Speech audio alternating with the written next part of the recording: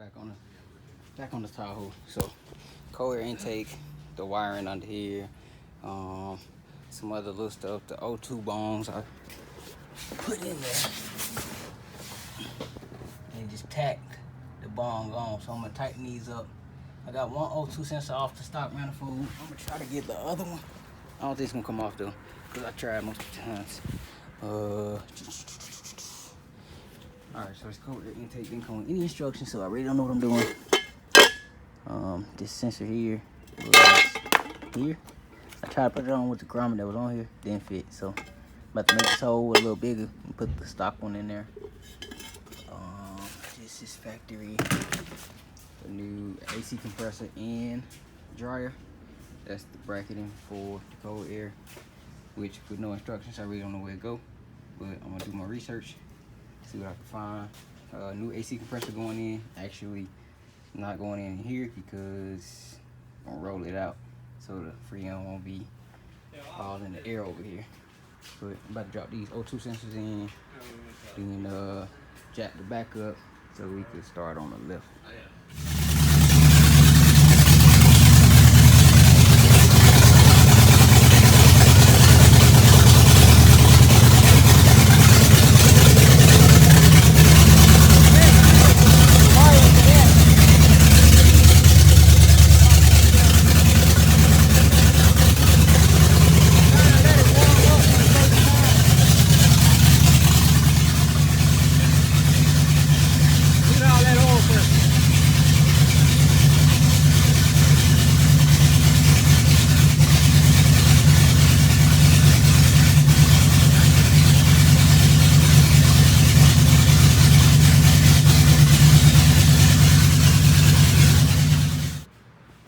Alright man, she jacked up, so the map sensor blew out when we first started it, so I'm guessing that's why I had to adjust this and that, but I got that back in, I got the O2s in, and then which y'all just seen it running. We cut off, the gas is under the gas line, so I had to get some fuel. Wow. And we was getting ready to prepare for the lift, right? And yeah, not working. I think we can make it happen. Got a lot of space. But once you're ready to let it down, try the wheels on. We're gonna get some 2x4s, put them on the jack. Boom, boom, boom, put them on the stand. It's gonna be basically a playing game with the jacks, but I gotta go to Harbor Freight, which is like a 30-minute ride from where I'm at. So I have to go ahead. I might as well wash up because I'm extra dirty and I'm going far. And yeah.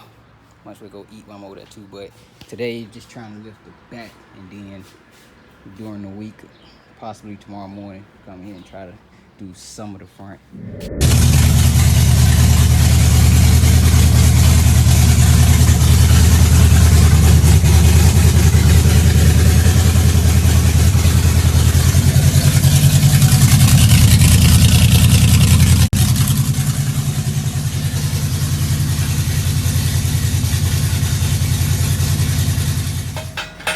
Back from Harbor Freight, man. Had to get some big holes. So, yeah. It's not gonna work like that. Yeah, size comparison.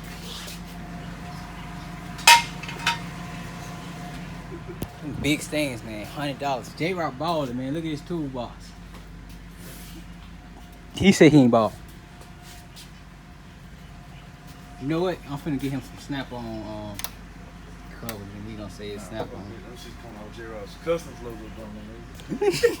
Snap-on make you official for all the people that spend that money. You know, because I'm a Harbor Freight shopper. Took about 30 minutes to get it like this. About to get up there quick. Yeah, I do. What's up, man? We back. I'm in the girl speeder. Look at Logie Bear. Say hey, y'all. Alright, she ain't talking today. We got aluminum weights, man. Got did some aluminum wheels and I put some steel weights on it. And it was kind of hard to put them on. Got the valve stem too, the small and the big one. Some valve stem cores.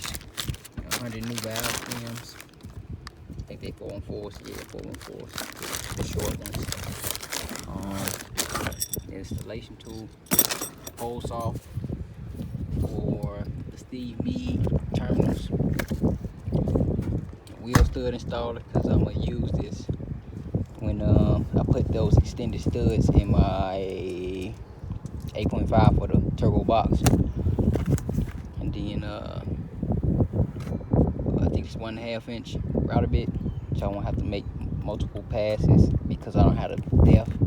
I got one, but it's like a 1/2 inch, but I'll just be adjusting it. It worked cool though, but this is like one pass right here, so definitely need that. But we about to jump back on the truck, trying to show y'all something. This is the Fox shocks. Yeah, I hit the power button, my bad. These the Fox shocks. These the factory bolt here. Probably couldn't even tell the difference if I ain't tell you, but the factory bolt is like 9/16, and then the new ones that I bought today is a 1/2 inch, I believe. But as you can see, it don't go in at all. And this one, you got one of the Fox shocks just hanging down now at the shop, at J-Rock shop, because the bolt didn't fit. But yeah, it makes a difference. So we went back OE style for the shocks. I'm not sure if the lift place is gonna send a partial refund or whatever. But I'm about to go ahead and try to take care of the other side. The truck is looking massive, man. Massive. So it's a lot of grinding you gotta do on old studs and stuff, heating up. Like I always did lifts before, but it was on cars and never 4x4. Let me drive up, hold on.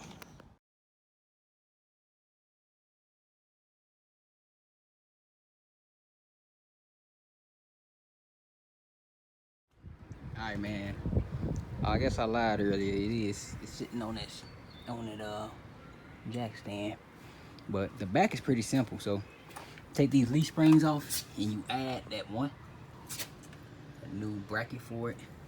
Block. U-bolts. Nuts and bolts at the bottom of that. Extended shocks. And it's supposed to come with extended brake lines. It's gonna be kind of tight. I actually took that one bolt out. This will hold both of these lines together on it. The brake line and the diff overfill tube. Hold it up there. So possibly when I let it down, it may connect, but I highly doubt it. So I'm gonna try my best to get this shock on by myself. Hopefully I don't fail, cause I had help. But I should be able to get this other side done, man. I got like 2 hours and something to do it. That way I do that, clean this up, and then jump on the front, get it on stands, and get both front sides took apart. But yeah, man, overall it's pretty easy process. It just takes some time, especially doing it without a lift. But it can be done, man. It can be done. Don't let nobody tell you can't. All right, man. So this is the clamping arm, same one that hold the clamp at the bottom. You gotta drill the factory stuff out like that. That's how it look. You gotta drill it out, and then from right here, man, if your hole ain't even, you gotta heat it up. And I can almost never get this hole even because this whole leaf spring is bent, so it's kind of hard to get it perfect. But as long as you get it out, you're good. So I'm about to heat it up with some propane, then bang it out with a quarter drive extension that I got. I grinded it off last time, both of those pieces, because this is how it looks on the back side. Daddy, look at me, it's high in the sky. You holding that up. So this is how it look.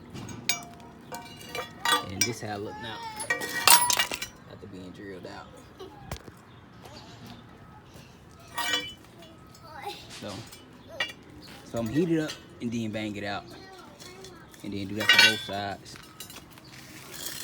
Be right back. Alright, it's gonna look something like this. I was flanning on the drill a little bit, but it ain't nothing too crazy.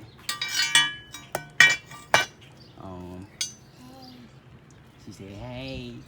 She told my daddy, that smell good. Nah, you gotta get back, it's hot. So let me go ahead and knock this other side out. I'm about to use a punch this time, make sure I'm drilling straight. Gotta find my punches around here somewhere. But once I do that, these new clamps hold extra leaf, so it's like supposedly better than these, but they look the exact same size, just a little narrower. So yeah, you just adding the leaf. So let me get that other side together, then we'll be assembling it and then dropping that jack on the rear end, see what it really sit like. So let me go ahead and do that. Say it again. Fire, guys. She's crazy. You see that fire, guys? Hey, the drill bit broke on me and I fell. She started cracking up. You was laughing at me? Why? Because of what? Because you're falling on your tummy. You crazy. Yep, probably just gotta knock it out now, but it'll be out soon. Alright, so we set. I'm pushing it down with my leg. Let's get this first bolt in. Then the spacer. Then washer and nut. And then I'm gonna do the same thing right here. It don't take much pressure. So I'm about to do that real quick.